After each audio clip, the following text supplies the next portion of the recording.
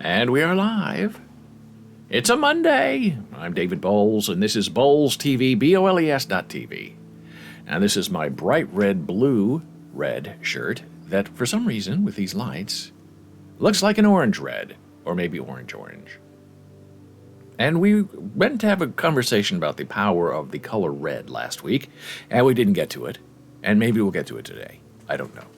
But the power of red also has to do with red shoes. Now, these also look orange, but they're actually blue-red. That's coming up. If we get lucky. It's interesting how people have very interesting and deep feelings about the color red. When it comes to shoes or doors or pills or coloring them with the communist flag, red has a lot of power. Well, it's Monday. And in the New York City area, it's gloomy and dreary and rainy. And 5 a.m., there was a thunder crack that woke up the entire neighborhood.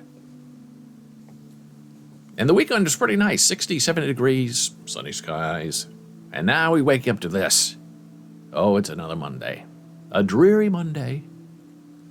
And I realized yesterday, around 3 o'clock, after having a conversation with my beautiful and darling wife, Jenna Marie, that Monday now really begins Sunday at 3 p.m. And part of this, I think, is long COVID in the idea of when you're home and working from home, Monday through Friday, the work week is no longer a work week. Managers and bosses email you stuff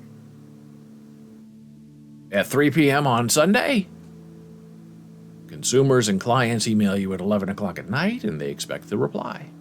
And if you're telecommuting, well, then you should be online 24 hours a day, because you don't have an office. Your office is your bedroom. So it's interesting that, Friday afternoons, dead. Saturday all day, pretty dead. And then Sunday mornings are nice, and then you get into the afternoon, 2, 3, 4 o'clock, and you can tell people are starting getting nervous. Oh my gosh, tomorrow's Monday. I need to start emailing people. I need to ask about this. I need to get the database ready. I need to find out about, why aren't you answering my email? I know it's not Monday, but it's Sunday. Why aren't you there? And it's because of COVID.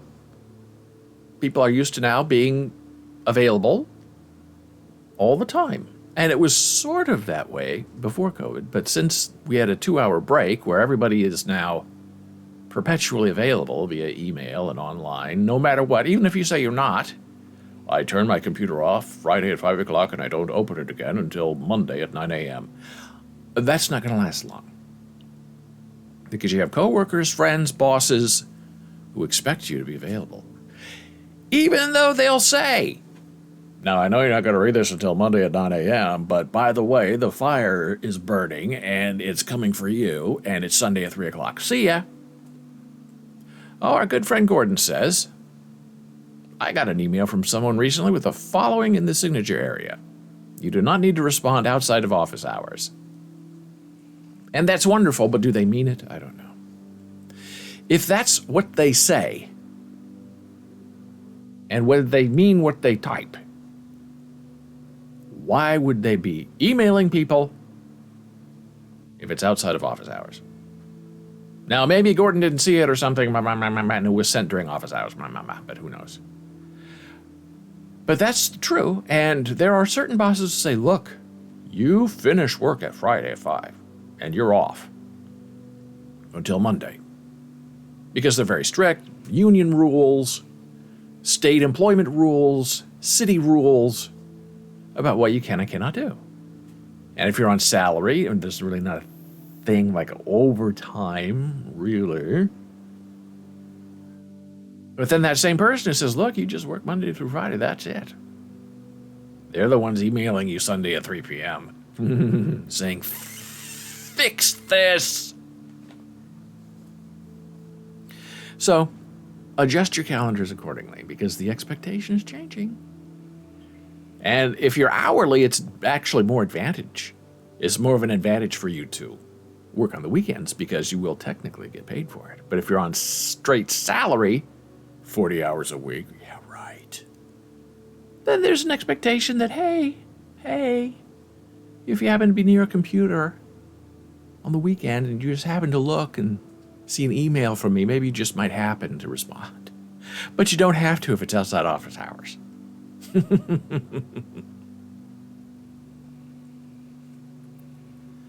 Well, on Saturday, there was a big meltdown on the internet. I don't know if you heard about it. Probably not. I mean, if you're an NFT creator, I feel sorry for you on Saturday. And if you happen to be a collector, I really feel sorry for you on Saturday. Because Ethereum's priced like $3,000 for one. And then you pay a gas fee that we talk about regularly here that can range anywhere from $8 to, we've seen as high as $125 on this live stream. So I guess we should start there to set the stage of what we're talking about. So if you're smart and you're buying, you want to buy when Ethereum is low, like 2,500 instead of 3,000, and you can. But you also have to figure in the gas fee. If the gas fee is going to be appropriate, or if you should wait, but if you wait too long, and it's a hot piece of hot piece of art, you're going to lose out. So right now, just looking for fun, because we do this, Ethereum right now is 2,800. Okay, it says it's down a little bit. Bitcoin is up, 38, usually around 40, 41, 42. So that's good. It's been down, then it's up, then it's down, okay? And the gas price is currently $3.60 for low priority, which is fabulously good. And this new Ethereum Next network, Ethereum 2, some people call it, is supposed to drop the gas fee down to pennies. However, this was all the talk of the internet on Sunday.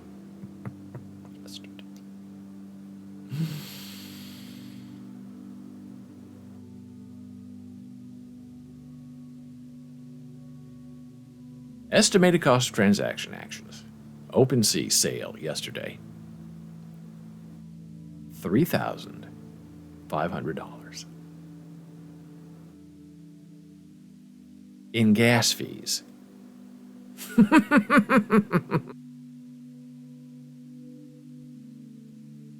One and a half Ethereum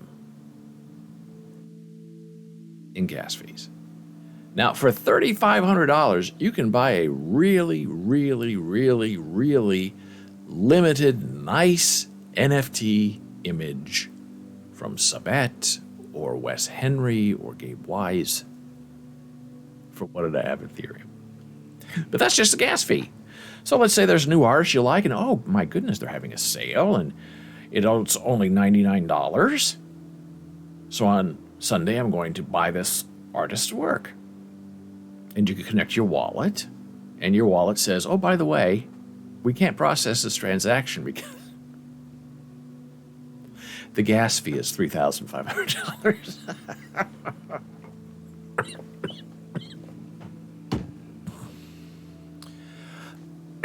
Excuse me. My friend Gordon rescues me by saying Sabat also has a literal bottle of vodka that comes with an NFT. Now that's interesting. And it's not a literal bottle, it's an actual bottle. Now, I've talked about this very lightly before, that our friend Sabet is very proactive and very productive. And sometimes I think he's a little bit too much. I think he has too many things to offer at too high a price, and it discourages his most rabid investor or collectors because they can't afford it. It's just too expensive. Now you've made me want to go check the Sabet vodka thing. And it's weird because he has designed the vodka bottle, and then you get that design as an NFT, and if it's legal in your state, you then get delivered 2 bottles of that vodka, I guess, that are then Signed by Sabet. I find it all very confusing. And I know that's that they do that quite a lot. Not my thing.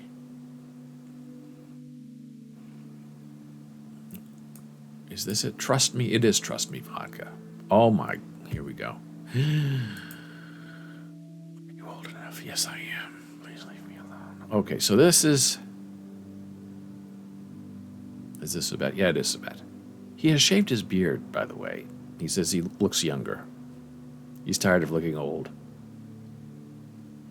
Okay, so this is that, and that is that. Current artists. Ah, there you go. So there are all kinds of artists. Uh-oh, sound, no sound. Ba, ba, ba, ba, ba. There we go. So this is our friend Sabet, and he's designing a vodka bottle. Now, to me, Sabet is above a vodka bottle. I think he's more elite than that. I think he could turn down a few opportunities, but I'm sure the money's good. Oh, there he is without his beard. I'm sure the money's good. It's hard to turn down. I just think it's beneath his level of talent. But if you're just starting out, vodka people don't want you. So you have to have a little bit of a reputation so you can move up in the world. But how much money is enough money? In the case of some of these artists, it's never enough. They want more sponsorship deals because that's where the real money is, not in the artwork. So this is fun watching Sabet create this. And he always creates the same woman, which I would love him not to. I like it when he does other things. Because I really don't want this woman's face all over my social media or whatever. I had a conversation earlier with an artist we're going to discuss in a moment, saying that when I buy NFTs, I buy them for two reasons. For a profile picture and for a banner. And you can go to my Twitter account, @DavidBowles, and look at my current profile picture and banner. They're by the same artist, Kelly Moore. So, to me, an NFT needs to be square for a profile pic and rectangular for a banner. And it needs to be interesting. And the face, or whatever it is, probably a face, if you're using it for a profile pic, needs to be centered in the square. And Sabet understands that with his Tokyo Punks and with many of his ugly kitties. And sometimes he just doesn't care. He just draws it, and you try to use it as a profile pic, and it's not centered, and it looks wrong. But he also sells images of his sketchbook, which are also very interesting. Those make great profile banners because they're long and... Oh, here he is designing the bottle. Because they're long and very, very large images. So you can... If you have to crop them, you can. And there, I guess, is the Trust Me vodka with the Sabet image on the back. And it's signed in some way. So you're buying vodka and artwork.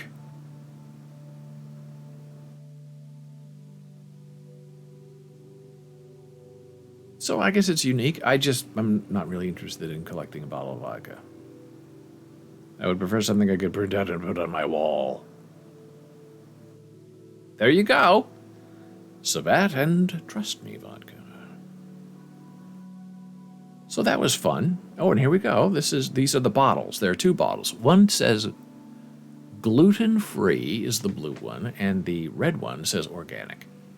What's the difference? I don't know. Do you care enough to find out for us? Not really. And there's Sabet looking very young. I think that's a young picture, but I know he wants to look younger, and this is his background and his bio. Meow meow. And these are some of the Sabets. See, say woman's face over and over and over again. And then at the bottom left, you get a Pixopop, which is very cute. And then there in the middle bottom row, you see the real life current Sabet with his beard. I think he shaved it off, and then I think he grew it back, from what I've been able to see. Now let's just not be a troll, but click on this. which takes us to the Sabbat Art website. Submission deadline for Stratosphere has been extended. I don't even know what that is. I don't know what's that. There's the real Sabbat with his big beard. It's not that big a beard anymore. But he likes to collaborate a lot with people, and he does a lot of interesting things with companies and with other artists. And it's interesting. There is Sabbat with his shaved beard. There you go. That's the current guy.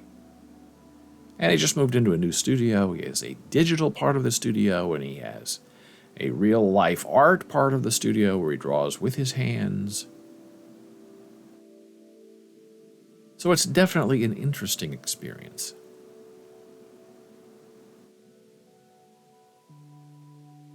I guess he did something with Mont Blanc and the Sabbat pen. Oh, Gordon's done the research for us. Somebody cares. Gluten-free, meaning free from any ingredients that contain gluten, a protein found in wheat and certain other plants.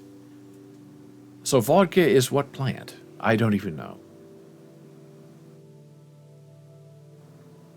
But I do know that if you're going to drink, of all the alcohol you can drink, the best one, if you can even say that, from a health point of view, is vodka. It does the least damage to your liver. Oh, the Sabbat Mont Blanc writing instrument is $2,850, plus a gas fee of $7,000. Just kidding about the gas fee. Gordon says a lot of different plants can make vodka, including potato, not gluten. Cool, very interesting. It's obviously important and a big selling thing, so it must be a selling thing to people who care. Another Sabbat collaboration, maybe with his child. I believe he has children. He vaguely speaks of them. He mentioned to Gordon about his wife, who sort of inspires his drawings, but we've rarely seen her. This is, I guess, an art piece that you hang on your wall. This is $11,000, and it's 15 inches by 22 inches, which is not very big. I want a whole wall of Sabbat. That's probably, what, $100,000? On Sabbat's OpenSea site, you go to his main page, and there's a blank canvas, and Sabbat says for $50,000, you can go visit him in his studio, paint with him on that canvas for a private tutoring schedule, and he'll sign it, and I believe they will video record your experience, and then when that is over, you thank Sabbat, you take home the piece of artwork for $50,000. Now that sounds like a lot, but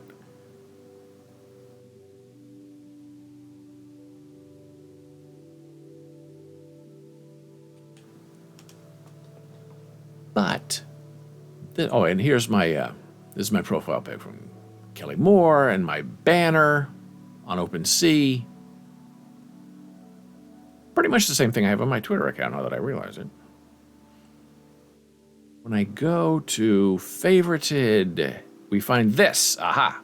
This by Sabbat, which is very interesting. This is the opposite inside depressive state of mind from his usual beautiful girl that he draws. Woman, excuse me. And this is one of my favorite pieces of his because it's so unique. It's so unlike Sabbat. And someone agreed with me. How much did they pay? I'll buy it.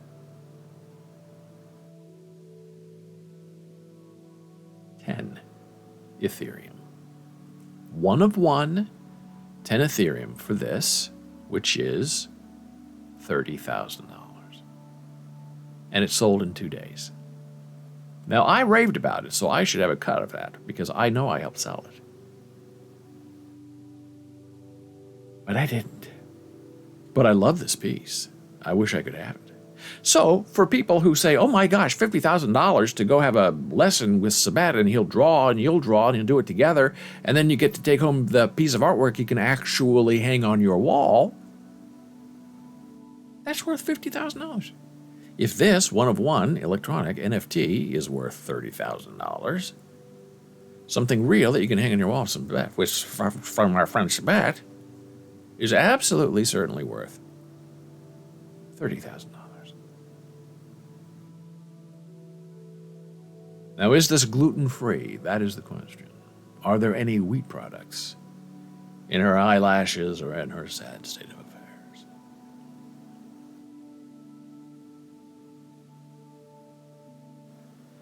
So you may know we have this wonderful Discord server now where everything's going on and happening. And it's... Oh, I don't have my finger. It's right over there.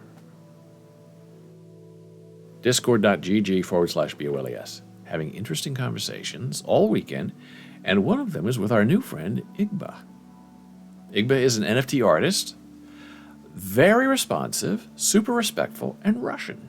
Now, we've had other non-English speaking artists that we have celebrated in our Discord server and here on this live stream. And Igba is now the latest. Igba is Russian. Male, female, don't know. I don't care. Doesn't matter.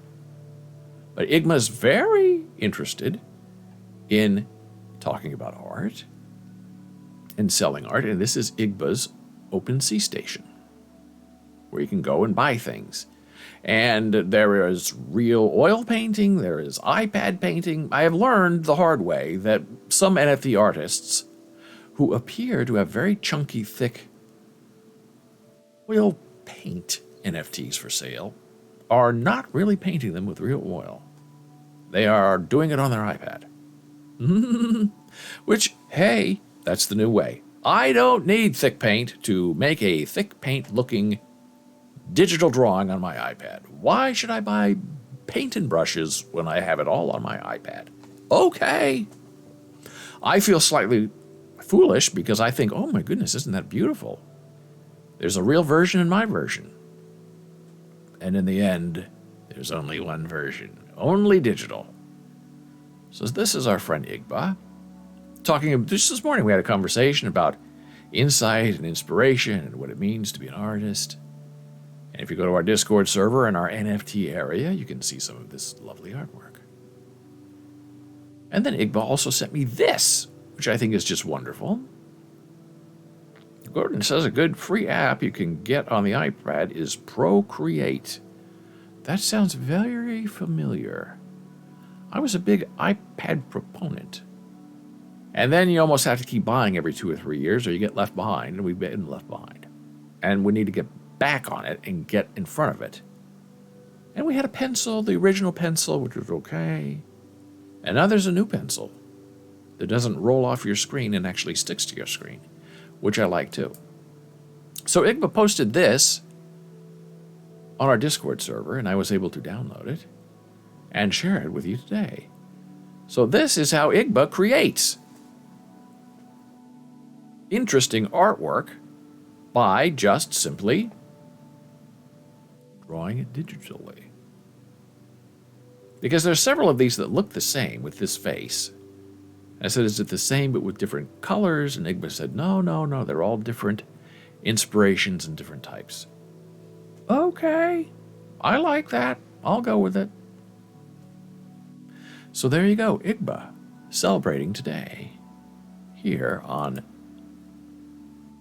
Bulls TV. Now we're going to take our very brief first blood pressure break of the day so I can start the commercials instead of the commercials stopping me. We will return momentarily.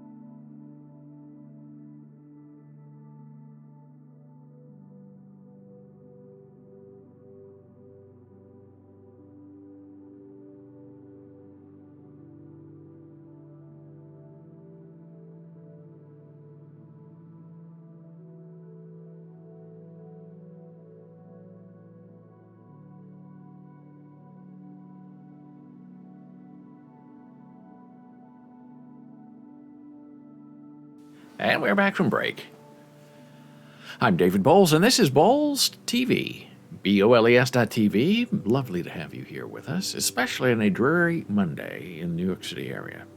You are brightening the altitude of the stream. And we are here with you Monday through Friday live at 9 a.m. Eastern in the morning. And while we were on break, Gordon said some folks think you need a $1,000 painting program to make good art. But I've seen some amazing stuff done in Microsoft Paint. I think that's very true. And iPads seem to be very popular with artists, I think because they like their size and because the pencil works really well. And Jana likes to do artwork on an iPad too. For a long time, she would do these adult coloring books that were really very interesting. And they would be simple, where it's paint by numbers, or touch it and we'll fill it in for you, or you're totally freehand. You decide. Neat stuff. Very interesting work. So on break, I just had to go and figure this out. So here is the Sabet piece, the vodka thing. This is from Sabet's website. The Bored Ape Vodka Club. Now, isn't that interesting? Now, because he has a Bored Ape, and because the Bored Ape people say, yes, once you own an ape, it's yours to do however you please. Sell it, resell it, use it. All the IP, the intellectual property, belongs to you. So Sabet said, okay, I will. And he was doing that long before they even made that announcement. He said, they never say anything. They haven't stopped me, so I'll keep going. Which is very smart. So Sabet says, okay, so Bored Ape Vodka Club. Sabet times Trust Me Vodka. This is the exclusive information page. A Sabet NFT, okay, plus physical exclusive. U.S. residents only, pre-reg, is April 28 to May 6. The drop day, that's an NFT term, is May 7 and May 9. The drop means the delivery of the NFT to your virtual wallet. And so here is the Screaming Ape. Now, I have this ape too in my collection, and I'll show it to you because it's his Bored Ape. He doesn't take inspiration from other people's Bored Ape. He takes inspiration from his own ape, and he keeps using it and using it and using it. Which is fine because, honestly, I prefer the ape to seeing the same woman over again. This is what it is. Ape Activated 2022. Sabet. And this is what... So, see? There's the ape. I like the laser eyes. I think it's very interesting. And it's filled with all those women. But it's fun. So he takes his original ape and then makes it into something else. Okay. I go for that. So here's the same ape with the same people all around. Different day, different dollar. Hey, if you can make it happen, make it happen. Details of the drop.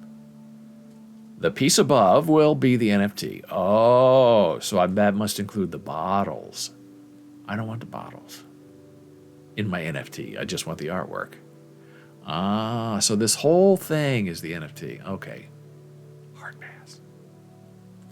The price of the NFT will be 0.385, includes the physical bottles. How much is that, you ask? Well, I looked it up for you. Currently, as of right now today, 0.385 Ethereum to US dollars converts to $1,000. Now, for a Sabet, not bad. How many of these are there? I don't remember. I haven't really cared enough to follow this, but it got brought up. The primary NFT holders will receive one set of 2 bottles of BAVC Sabet times Trust Me First Edition Sabet. It's Bored Ape VC, whatever that is. This drop is for United States residents only, pre-reg, mint number. Now, this is where it gets very interesting, because he's burned himself on mint numbers fast. Healing codes, minted 5,000. I think they've... 8,000, I think they've minted under 5. The mint number will be purely based on the number of people who register for the drop. That's interesting. And most serious collectors don't like that. They want to know, am I buying one of 25? Am I buying one of 10,000? And Sabet's not telling you. You have 2 days to mint, which means you sign up. They send you a link, and then you go pay with your wallet, and you have 2 days to get your money together. Editions not minted will be burned. So that tells you right now, hey, he knows how many editions he has. He's just not telling you. Because he's been burned himself on that. Leaves the last 6 to 8 weeks for delivery of the physical bottles after the NFT mint. And here's your pre-registration form. Meow, meow, meow, meow, meow. So, interesting. Not necessarily my thing, but if it's your thing, go for it. Life is short. We have fun.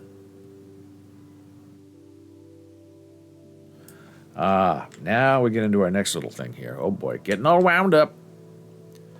I hope they don't have to break any bottles. Oh, I love that. Now that's funny. Because we saw in his video that he's signing and drawing on the back of the bottle. So I have a feeling he's done a few of them, but he's going to wait to see how much it sells before he does more. And he's really, over the weekend, really pushing this. In email, on Twitter, and sometimes he's more active on Twitter than he is in his own Discord server. So if you want to know about Sabet, follow him on Twitter. And be part of his Discord server, because that's where some of the information is. But the really good stuff is on Twitter. That doesn't ever make it over to Discord. I think it's A/B testing. Am I more popular on Twitter? Am I more popular on Discord?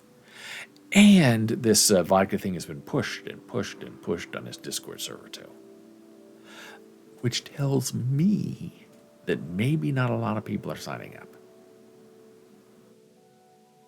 A lot of people I know don't like vodka. They like whiskey, bourbon, tequila, beer, IPA. They're not thrilled with vodka. And I understand why, because vodka really doesn't have a taste. So you want to add it to something if you want to get your little kick, I guess. And they don't care about it being the healthiest alcoholic drink available. Not important to them. And because it also doesn't smell, so a lot of working alcoholics prefer vodka, because if you're just getting the straight up stuff, there's not a lot of smell to it. Gordon says, I would be amazed if a single one of these bottles was opened. Well, that also is very interesting. Now, what a lot of collectors do is they'll buy two. One to open and play with and drink, and the other that they just, I guess, have on a shelf. I don't know.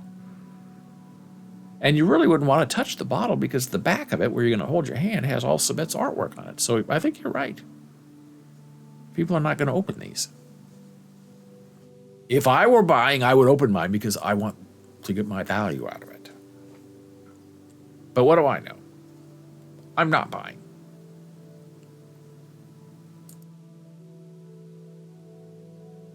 So also over the weekend, I had an interesting conversation with a person that on Discord goes by the name of Archie.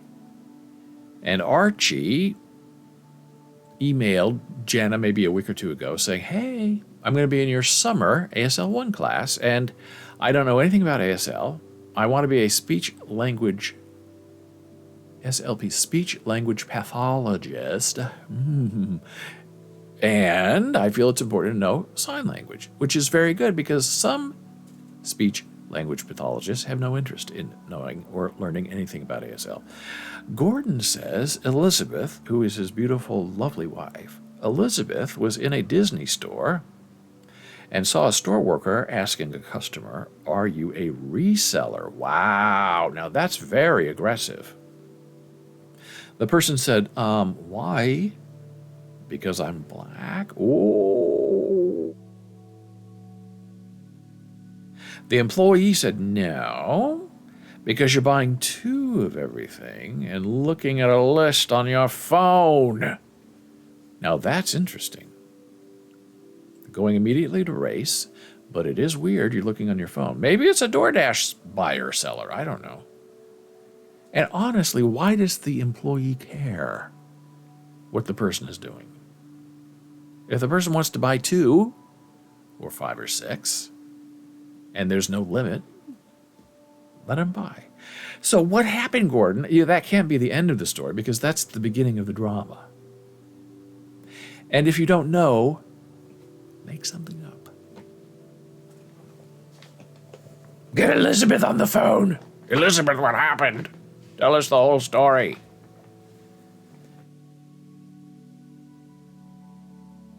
So while Gordon is thinking about that, Janet replied to her student and said, well, there are lots of different ways. And the student said, well, I know there are a lot of YouTube videos, and I don't know which ones to trust. And that's a good point. There's a lot of garbage on YouTube, which is part of the reason why we started our live stream, was to be able to make videos and put it online of what correct signs are, what's appropriate, how you rightly teach what it means to understand and use American Sign Language. And some YouTube stuff is good, but the majority of it is rotten. There are people who are signing, but many of them are ASL students thinking they know what they're signing, and they have no clue, and it's awful. And then other students see it, and it becomes a vicious circle of incompetence. Gordon says, I'm afraid we may never know. She said the person seemed a little too caught in the act, if you know what I mean. Like someone who isn't doing something will respond one way, but someone who is actually doing the thing will respond in another. Well, that's very interesting. I don't know why a Disney store would make an employee have that kind of confrontation. But maybe that's the new way of the world now. You confront the scammers before they scam you or scam other people.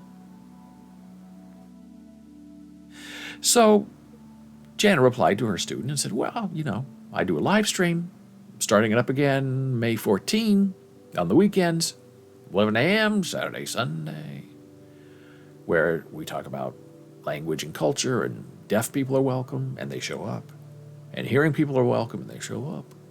ASL students are welcome to come, and they show up. Big show, really big show. And so there's that. Then we have video on demand on Twitch, video on demand on YouTube, and books and other websites, Hardcore ASL, SOS ASL. And so the student wrote back and said, hey, that's great. And Jen also mentioned, we have this Discord server that we've just started. And if you have questions, you can go there and ask some questions, either live during the show or in our Hardcore ASL area. So I was online yesterday, and Archie showed up.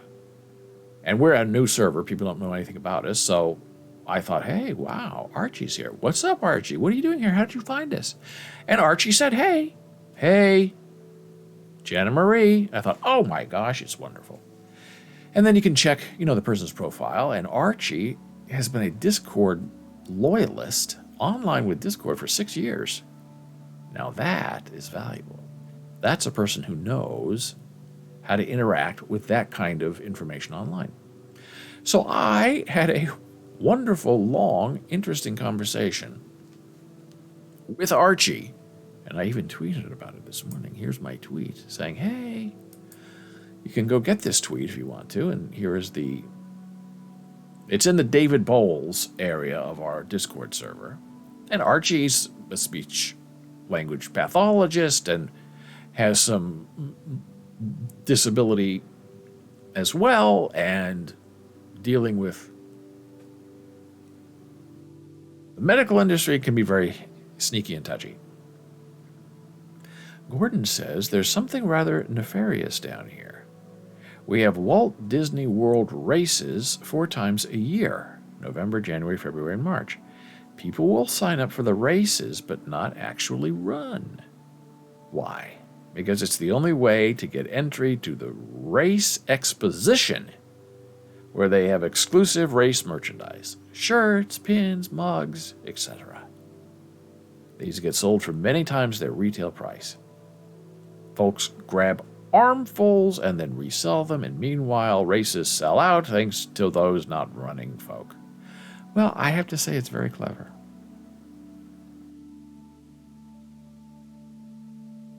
They pay to play. They want access to the stuff, and they pay extra to get in, and then they can resell it. And I don't know how you'd fight that if you were Disney, other than saying, well, you can buy one of one. You can buy one thing, or one thing of each, but you can't buy more than that. Then that would discourage people.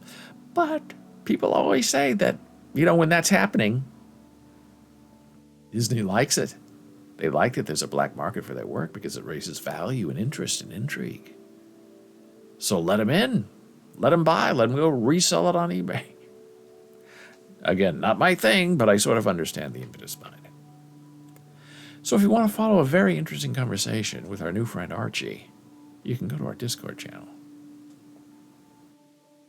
Here is the link to the tweet.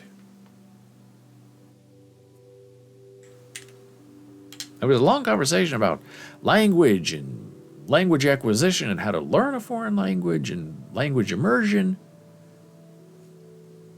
Interesting, good stuff. Also over the weekend, I found this. And someone was making fun of another person on a reality show saying, that person has such terrible makeup, looks like Lady Elaine Fairchild from Mr. Rogers' Neighborhood. Now, I grew up with Lady Elaine Fairchild. And as someone in the comments said, well, obviously Lady Elaine has rosacea because her cheeks and her nose are very, very, very red. Now, maybe that was done on purpose. Maybe that was normalization. I don't think it was ever brought up by Mr. Rogers. But this is a puppet of childhood nightmares.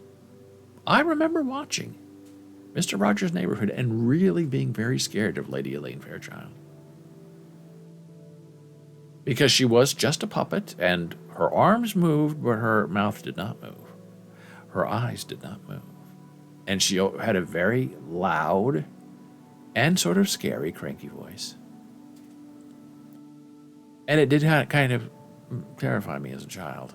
So I'd step back a foot or two from the TV whenever she was on. And Mr. Rogers is all about inclusion and acceptance. And I'm still to this day not exactly sure what the point of the role of Lady Elaine Fairchild was. Royalty. It's okay to have bad hair. I don't know. But that's a childhood memory. Gordon says she also had a tendency to use magic to make things weird. Ah, very good. Yeah, Mr. Rogers' Neighborhood was a very trippy show if you were a kid. The tennis shoes, the sweater changing, the trolley into the land of make-believe. Mr. McFeely, wasn't he the post office guy? The delivery man. Ho, ho, ho!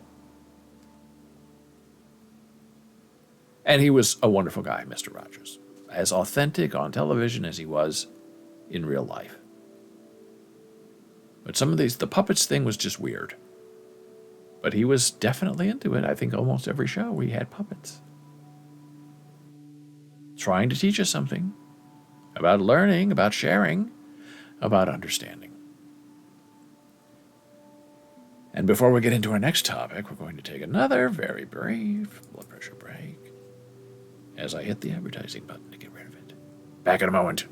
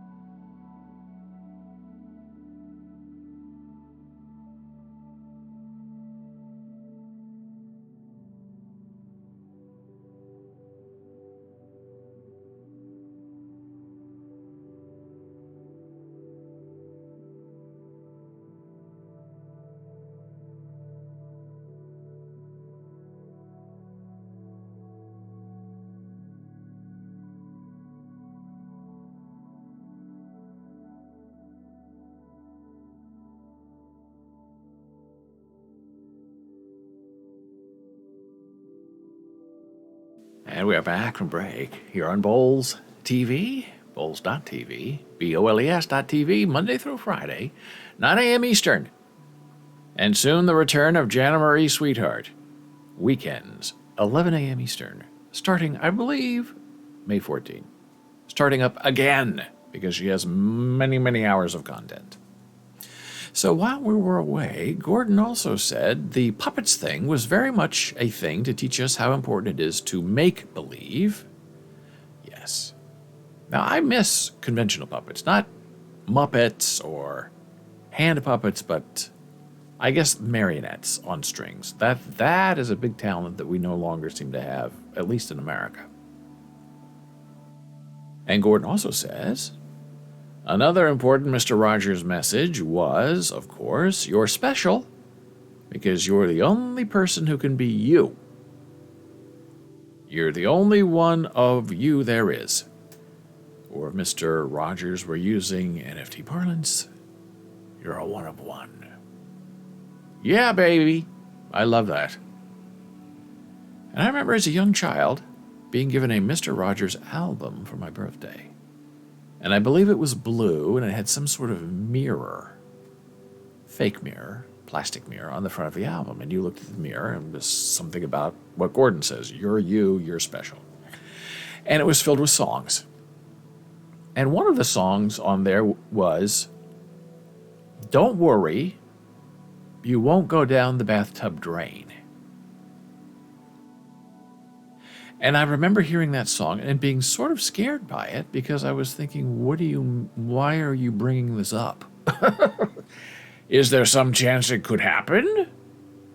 And then I remember later that week I was taking a bath, looking at the drain, watching the water go down, thinking, the water's coming after me. What am I going to do? And remembering Mr. Rogers, I was not comforted by the song. I never realized there was any kind of threat to go down the bathtub drain until I learned it from Mr. Rogers. So I guess there's sort of a warning there. Don't bring things up if they don't need to be brought up, because you'll scare people unwittingly. Oh, I should be smarter about this. There's a danger of me as a child in a bathtub because other children are scared of it as well. Completely misunderstanding the point. But that's child logic for you, I guess. Whoa. Gordon has provided us some sort of magical link. Now, you never click on a link. Oh, my goodness. But you click on links from Gordon. That's the album. You Are Special. And it was wonderful because just looking at it was an interactive experience because you could see yourself in the mirror. And that was wonderful. And then there's the song on there, I think it's on this album, of going down the bathtub drain, which was supposed to be a comforting song, but I didn't take it that way because it never occurred to me that it was even a possible issue of going down the drain.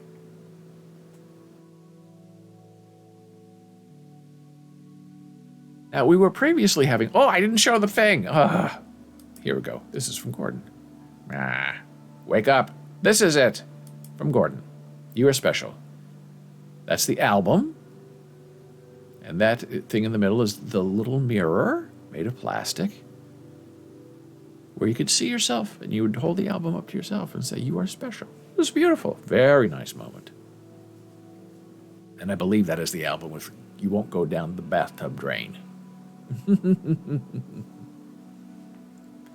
I like it. Very, very beautiful. I need to save this image. I'll use it later for something. Oh, it didn't say it was an image. It saved us those ridiculous Chrome documents. Oh, I don't like it. Delete. I'll have to screenshot it. Meow. I'll screenshot it right now while no one's looking. No one has any idea what I'm doing. Oh, I'm not doing anything. Don't look over here. I'm a magician. I'm just screenshotting something for use later, like on social media or something. Save. Mr. Rogers. Boom. Boom and boom. Done. Okay, fabulous. Got that done. And Gordon says, I looked up the album on my favorite music website. Discogs, and it is indeed the one with the bathroom drain song. What is the title of the song, Gordon? We know this. And what are the lyrics?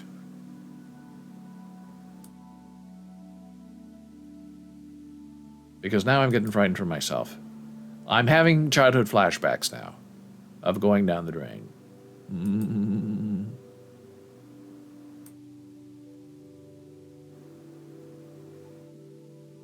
Well, I'm making a mess of my screen, so let me just go back to the main look as I try to figure out what in the world I'm doing next.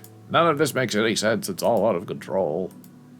And that's the fun of doing a live show.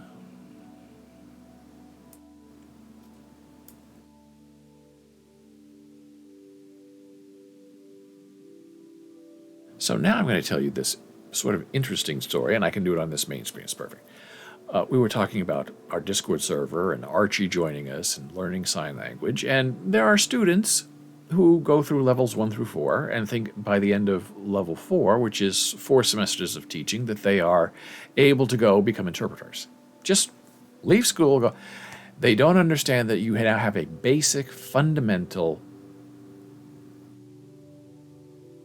tiny bit of fluency in ASL. If you want to be an interpreter, that's a whole other training series of like 3 more years of deep, intensive daily study and culture. But there are some students who believe they are interpreters, and some people who don't want to pay an interpreter, so they maybe pay very cheaply for an advanced level ASL student to come and interpret. And it's a disaster every time because they are not qualified in any way to interpret. They don't know what a code of ethics is. It's a big mess. And some students understand that, and some students are very insulted by the whole thing. They say, who are you to tell me what it means to be an interpreter? Now, this is something else. Oh, here it is, Gordon says. Here it is from when he was using his original name that some have forgotten. Now I have to go here and go to here and go to here. Oh, here we go. Mr. Rogers knows that you are special. Now, I don't know how much of this I can even show because I guess if I don't sing it, I'm okay. Oh, this is track list, not lyrics. Okay, that's even better. Oh, I have to click on the images first. You were special. I remember that. Mr. Rogers and the Yellow Label by Fred. Oh, that's just lovely. So the tracks are You Are Special, Children Can. You Can Never Go Down the Drain. The Stuff of Childhood Nightmares, along with Lady Elaine Fairchild. And these were wonderful songs, catchy tunes. I'm going to have to look at this later and see what I can find. If I can listen to it again. I wonder if this is streaming or not. That would be interesting. I'll have to see if I can figure it out. Oh, there are videos. That's interesting, too. But we can't listen to music on this stream because we'll get smacked. 1969 came out.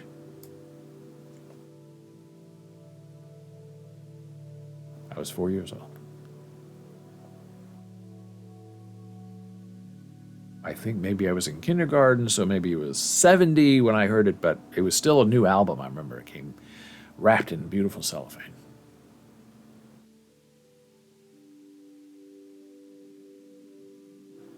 So you sometimes have people who think that, they have a little bit of experience with ASL and they are now interpreter masters. So I'm going to tell you a brief story of an experience that may have happened or may not have happened over the weekend. And this may or may not include anybody that I know. Gordon says if you sing the song, you don't get hit. The YouTube can't detect that. I don't know. There have been people who have been doing live music, like guitar players, and they sing a song, especially for a while Bob Dylan songs, on their live stream, and they would get hit. So they're listening somehow. When I played Sabette NFT with Emily Latham, and it had her music on the NFT, which I didn't even know was there, which was awful, I got hit. And that was not a YouTube video. That was just me playing the dumb thing. So, over the weekend, there may have been a couple of people that I may or may not know, and another person who might be deaf, whom I may or may not know. And I'm trying to keep this universal so it's not specific, because when I think in the specific, I could theoretically start getting upset, which I don't want to do. I want to make it more about than just me. Not that I'm involved with this. And let's say this deaf person went down to the front desk and said, hey, there are 2 boxes available. And there's nothing is being spoken and nothing's being written down. It's just all gestures. And 1 box is provided, and the deaf person says, there's supposed to be 2. Nope, only 1. So this deaf person, allegedly, returns back to the home apartment with 1 box instead of 2. What happened? Where's the 2nd box? I don't know. So, an advocate, a person,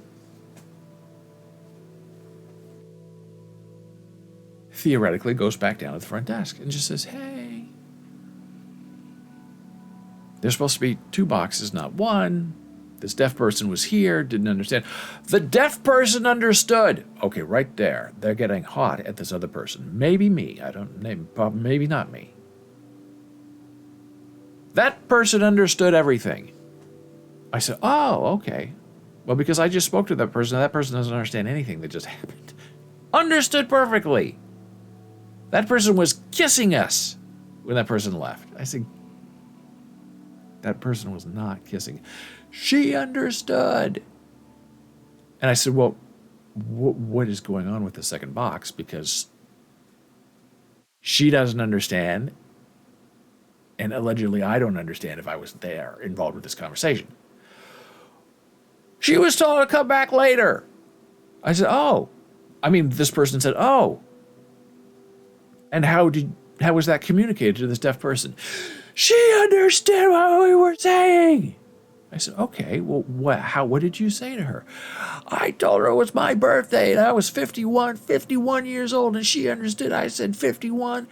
And I said, well, if somebody said something, what did you... He said, oh. This person said, oh. So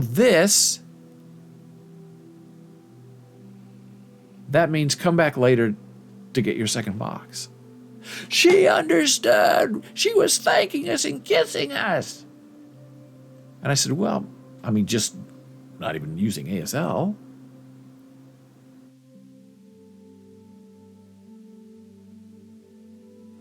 That means go away. That doesn't mean come back later. Did anybody happen to write to this theoretical deaf person, theoretically was asked, of the theoretical front desk downstairs? Why would we write to her? She understood everything. And there are 2 people. One's the allegedly head guy, and the other one's a new guy that's being in training. And now they're both coming up to an unidentified hearing person saying, everything's fine. We don't know where the 2nd box is, but everything's fine, and the deaf person who came down here understood everything perfectly. And perhaps the advocate said, well, I think there was a communication problem. Nothing was understood. She understood! In stereo, 2 people. She understood. She was kissing us. She was thanking us. Now, how do you deal with a person like that? How do you deal with 2 people like that who think they know everything? And then when they don't know anything, they go street on you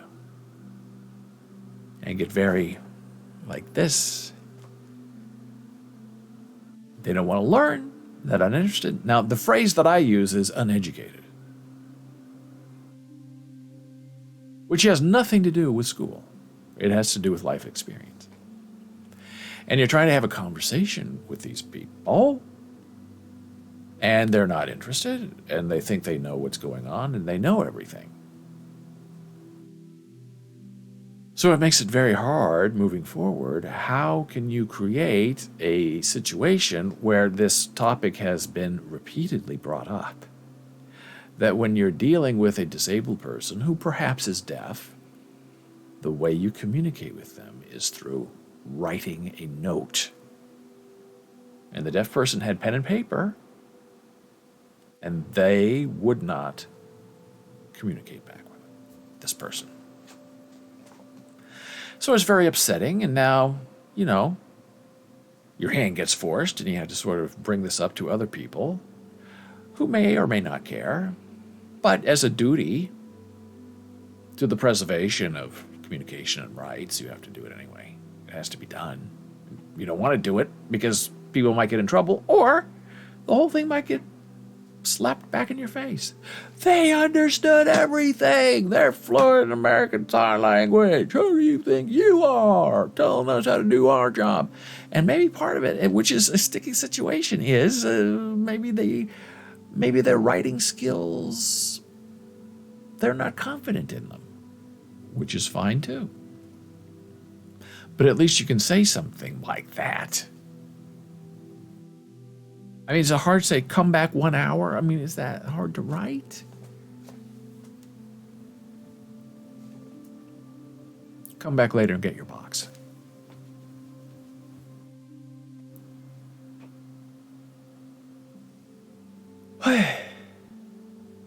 Little upsetting.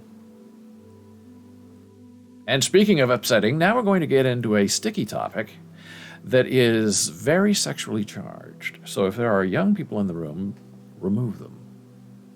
We're going to talk about Below Deck Sailing Yacht, which is really one of my favorite shows. But lately, not so much. And there is a character on that show. It's on Bravo, I believe. His name is Gary. And he's kind of a womanizer, and all the women love him, and Gary loves all the women. And I admit, Gary's fun. He knows what he's doing. He makes a great show. And on the last show, we discovered that this woman, who does not work directly under him, he works the deck, and she works the interior on the boat. And she has been after Gary to sleep with him romantically since the start of the show. And she said, I've never been denied any man, and I will not be denied Gary. Even if Gary doesn't want me, I will have Gary. And so as the story unfolds, Gary's drinking a lot. They go out, there's dancing, they're all the crew's kissing each other. And then we, as viewers, see what some viewers believe was a sexual assault against Gary. And the way it was presented on air, that's what it was. They show Gary and this other woman going into this private crew cabin, not even a crew cabin, the master cabin, not a master cabin, but a guest cabin, where they're not supposed to be. And we hear the whole conversation. And they're kissing, and I guess she is doing things to him sexually, and he gets excited, and he doesn't know where he is or what he's doing, and she said, well, now you're inside me. And Gary kind of says, what are you talking about? What does that mean? And then then it's over, and he leaves. He says, I don't want to do that with you. I'm leaving. And she said, you already did it. And we see him leave. And the next day, Gary obviously had been blacked out because he had no memory of doing anything with this woman, not even kissing her in the van. And she's like, you don't remember this that I did to you? You don't remember any of that? You were inside me and all. You don't remember that, Gary? And Gary's horrified, like, what are you talking about? Now, if it had been the other way around, oh my goodness, Gary would have been fired, thrown off the boat. But because it's a man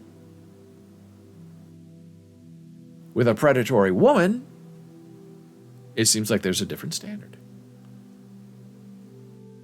And that conversation was taken online. And this is how it begins.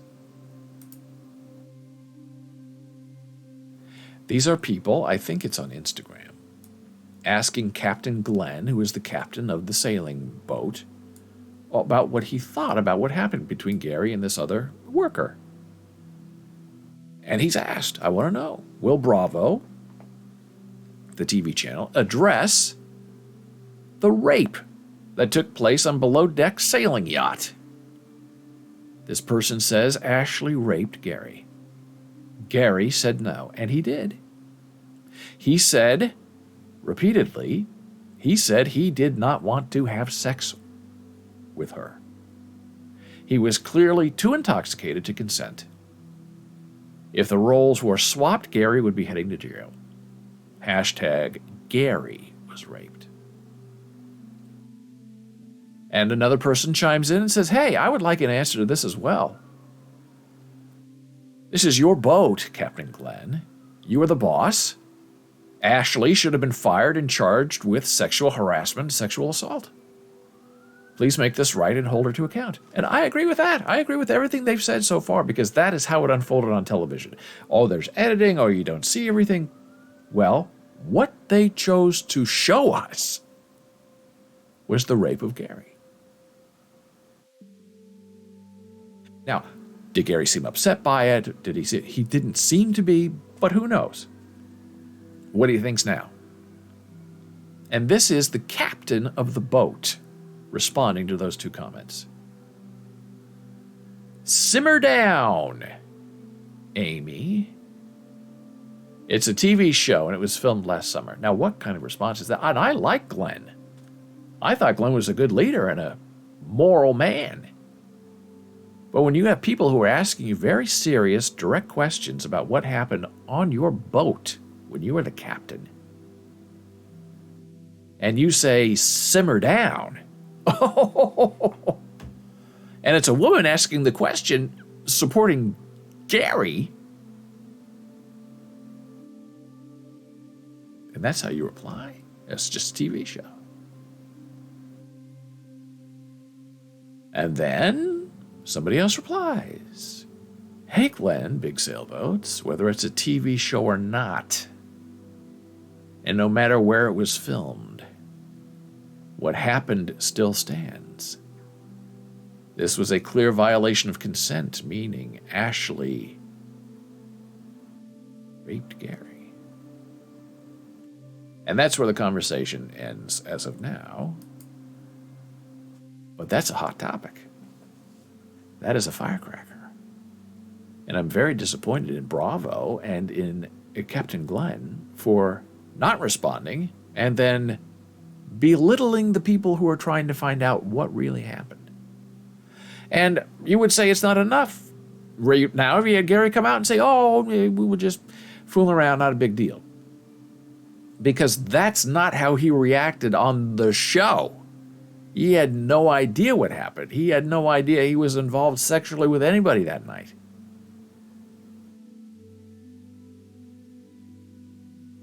And in the mise en scene of the show, nobody seemed to be offended. Nobody seemed to have any concern or thought for Gary. Does it matter that he's, sort of been a womanizer the whole time last season and this season? Should that matter, how Gary is treated? No. But there is a double standard there. There is some weird, strange sexual perversion going on that has nothing to do with sex. And I feel for Gary. Because no matter now how this is going to spin, he's going to be put in a very difficult position. Because he said from the very beginning of this season, with that woman after him, that he did not want to have sex with her. He told her that. He did not want to have anything to do with her of a sexual nature. Now kissing, hugging, joking around, yeah, it's Gary. That's what he does. But he made it very clear, sometimes while drinking, oftentimes while straight and sober, saying, we're not doing anything of that nature. I mean, we can have fun in the hot tub. We can do some kissing, but that's as far as I'm going. And he told her no repeatedly. And then we get that scene. Oh, Gary, you're all ready inside me.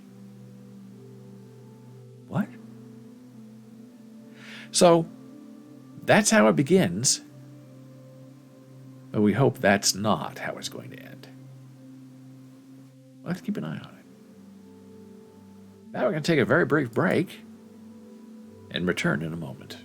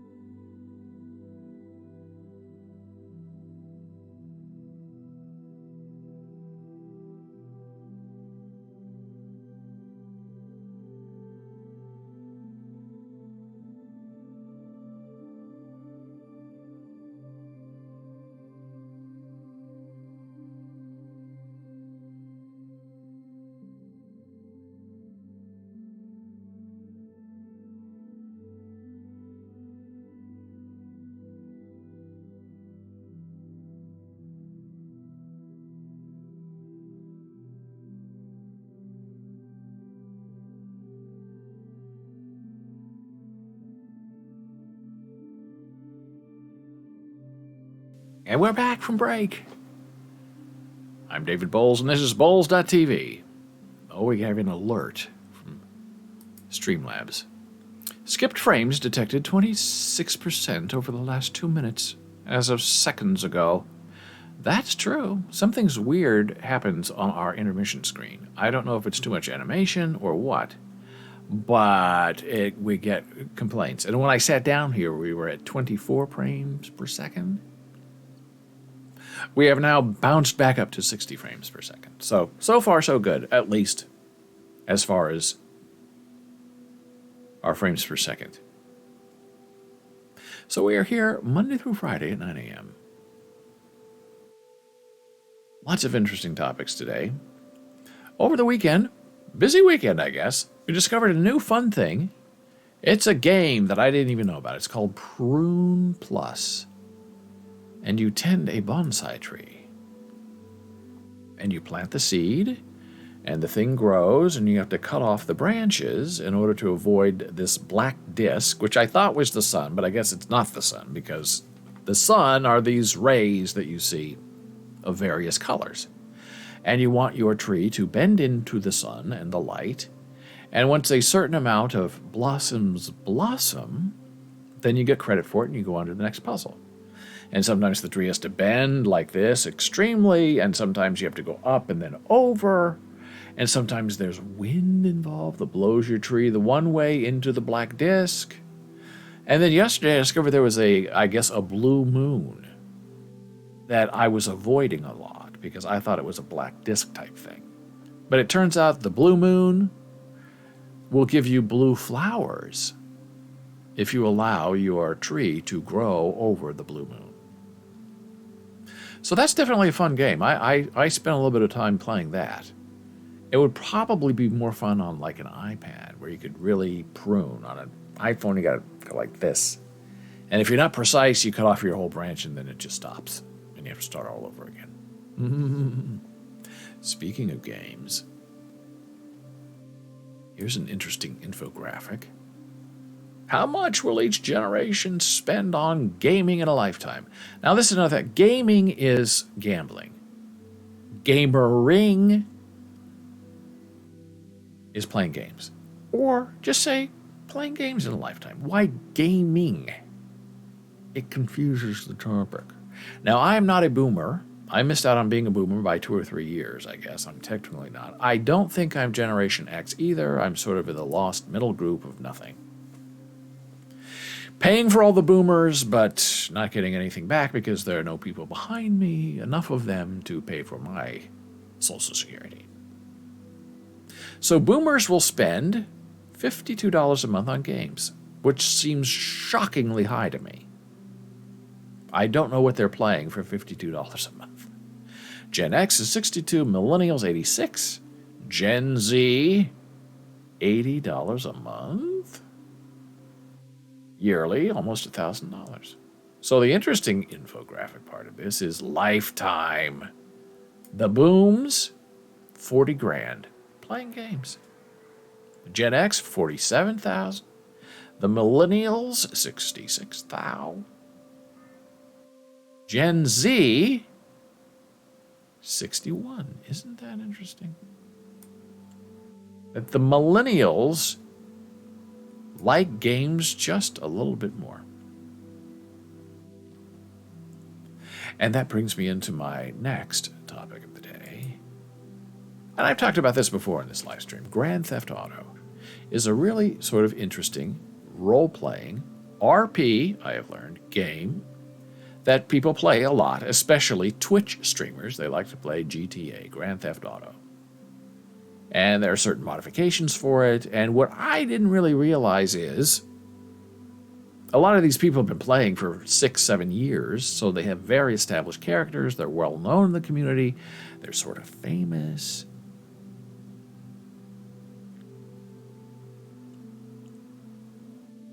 And I didn't realize until their heads pop. And head popping in GTA means you're playing the game and your computer barfs and you have to start all over again. And when that happens, when you get disconnected like that, a blue screen pops up for everyone you're playing with saying, oh, her head popped. And then they wait for you to come back. And the rules of the game are very nice, that if you're in the middle of a chase and you're being chased by the police and your head pops, the police all stay where they are, wait for you to come back, which, depending on the speed of your system and internet connection, everything can be anywhere from 2 to 3, 5, 10 minutes. But they wait for you to return. And one time I was watching this head pop, and they were all parked, or there were 10 cops around this car. And there were younger, less experienced people saying, okay, now let's go, shoot out the tires. Let's go shoot the engine, put spike strips in front. And the captains were saying, no, captain of the police force, no, we don't do that. Another person said, I'm low on gas. I'm going to be right back. I'm going to fill up on gas and come back. And the captain said, no, you can't go fill up on gas. Stay where you are. Air One, which is the helicopter, said, I'm running low on fuel. I've got to go make repairs. I'll be right back. And the captain said, no, you will not. That's not fair to the other person flying. And I've always wondered why the police just don't shoot people, or when they're robbing a bank, why they don't just arrest them immediately or take their car. And I realized, well, if they do that, then you don't have a game. So the police are very respectful. If you're robbing a bank, they let you go. They let you get into your car. They say, stop, but get into your car and drive off, and then they chase you. So that's nice. That's the game. Because if they were real police officers, they'd shoot you the second you came out of the bank. And so this person who had popped came back, and all the police, they didn't move, they didn't get closer, they all just stopped. It was very, very friendly and very nice. And the person got back in their car, and they were a very good driver. They were outrunning the police. And they started and took off, and the police captain said, okay, now we go. Go get your fuel, go, take care of Air One. The rest of us, pursuit. And they kept driving after the guy, and I don't think they caught him. He had a very good car, and he was a very good driver. And so that takes me to this next little interesting thing about the characters, the people, the real people who play these different roles. They play, in some schemes, a criminal, and then they get back on and they play a different character as a police officer, and they have 2 or 3 other characters that they play. And I guess the rule is you can't use information that you get from being one character in the other character's life. And they're very strict about that. Like if you're playing a police officer and you hear there's going to be a raid on the car shop, you can't then get offline, get back on as the car shop employee, and run and say, hey, the police are coming to raid us in 5 minutes. Let's get out of here. Because I guess there are sort of, I don't want to, safety protocols is not the right word, but there are rules of engagement. And they would say, how do you know that? And if you can't know that within the life of that particular character you're playing, then the other people have to ignore it. You can't say, well, I was just playing as a cop and I heard they're coming. That will get you kicked off. And so some of these people play very strict, hard-nosed cops, and then in their real life, they're getting raided and beaten up by the cops in their other character, their criminal character. It's very interesting. So there's been this whole, they call it story arc about this terrorism thing that really isn't, but 17 cops were killed, and they're charging everybody in town with being accessory to terrorism if you were on the phone with anybody involved in the gunfight. So a couple of people who work in the car shop are indicted and against each other, and they both play very strong, successful cops.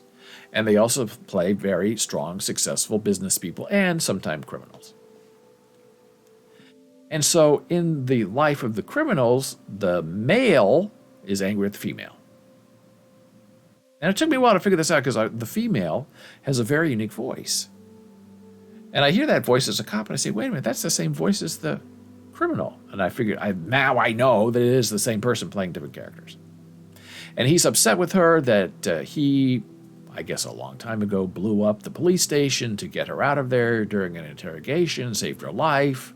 And she just had an interrogation about this terrorism thing and implicated him, and you didn't back me up. And We work together. We own this shop together. What are we going to do? And I just happened to catch this conversation, and it was late at night in the life of the story. And they were by the docks, and the moonlight was out, and the washing waves were coming against the shoreline. And they're having this intimate conversation because he's saying why he's mad at her, and she's saying, well, I don't know what to do about it because what's happened, and you're mad at me. And he said, well, we'll continue to, work together because we have to.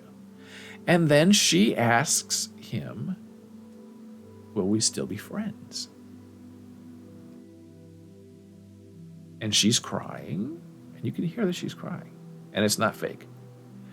And you want him to say, no matter what happens, we'll always be friends. We're in this together. But he doesn't. He says, I don't know. We'll see what happens. And she starts crying, and she gets in her car in the show and leaves, drives away.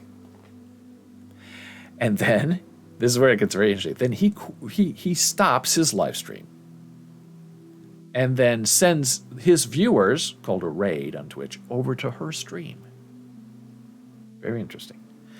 And so all of us who are following him are now on her stream following her. And she has gone around the corner by herself, sitting on top of her car, looking at the moonlight, looking at all the waves crashing on the sea. And she's sitting there. And all we can hear is the sound of her crying. For maybe 10 minutes. And then she goes off the air. And it was this beautiful, real moment between two people that you got to see. And here's where it gets interesting. The next day or two, the female character, who I was able to follow because I could never figure out what her Twitch name was. As the criminal, she's Mary, co-owner of the tuner shop, and as a cop, she is Joy. Mary has red hair, Joy has white hair, and the voice is very recognizable. I finally figured out her name is Kylie, and in real life, she has blue hair. So there was nothing on Saturday, Sunday, and she was talking about that interaction with Eddie, the other guy at the tuner shop. And she was saying, talking to her chat, and she was saying, look, this is RP, this is role playing. She said, Eddie and I, offline, off screen, out of game, are very good friends. There's nothing weird going on between the two of us. Everything's fine. We're role playing. He's upset with me. My feelings are hurt. Our friendship's at stake. And it's an upsetting thing. And what she was responding to were these people in her chat saying, you're so ridiculous to cry over Eddie. It's so dumb and so unbelievable. And she was making a very interesting case. And she's talking to us as herself, as Kylie, not as any of these characters, because she's just like parked in the game, talking, addressing these issues that Chad have been hitting her on for 2 days. And she said, look, we were role playing. I was playing a role. I was upset. And I happened, because I was in the moment, in the role, I was crying. And yes, I was really crying because I was upset because in that show, we are friends with each other. And he said he didn't want to be my friend anymore. And I was upset. And Chat was still giving her a hard time. And so she continued. She said, look, when you go to a play and you see a person on stage acting a role and they're disagreeing with someone that they care about and they start crying on stage, do you as the audience member, do you as a chat person, do you as an audience member look at that person and say, oh, you're a big phony. You're up there crying on stage. What's wrong with you? You said, no, you don't do that. You sit there, you're involved in the moment, you appreciate the acting skill of the person you're watching on screen, on the live stage, and you stand up and you applaud later. Isn't it wonderful? You did a great job. What an actress. But she said when people who play role play online, on Twitch, whatever, in games, when they do that, when they act, when they cry in a dramatic scene, people don't applaud or say, what a fantastic actress. They do just the opposite. You're a big phony. Why are you crying? Nobody believes you. And she said, that's wrong. The thinking needs to change. And she's absolutely 100% right. And that moment between Eddie and Mary on the dock, unforgettable. It was filled with tension. And they both knew that they had really hit it. Because this role-playing stuff, they play roles. I don't think they really script things. Things just unfold in the tension of the day. Because Eddie had been railing against everybody for about a week. Because he owns the tuner shop. And the police are trying to make him into a terrorist. He says, I don't even know these people. I talked to them on the phone because I fixed their car. That doesn't mean I have anything to do with the terrorism. And then he's upset with Mary, and it's heartbreaking because you see them working together all day, and she takes care of a lot of things for him.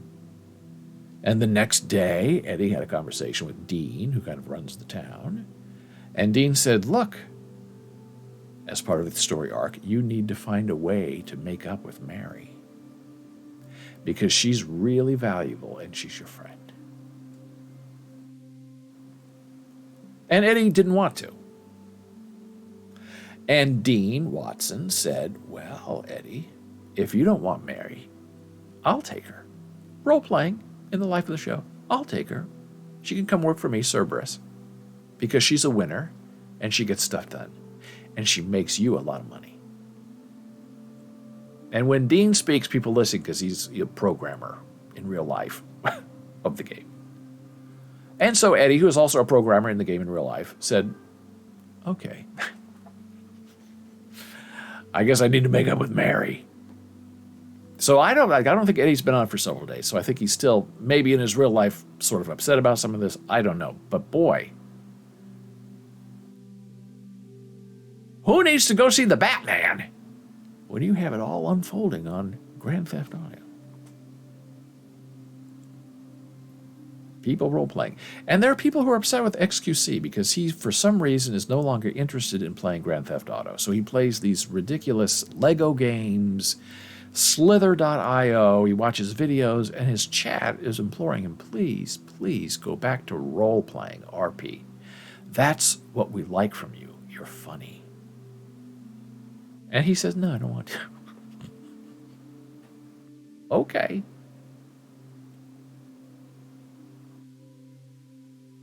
So we've had a really wonderful show today. We've talked about art, we've talked about acting, we've talked about role-playing, we've talked about real-life things that happen on TV shows, and we talked about people who think that they are ASL fluent when they really know nothing.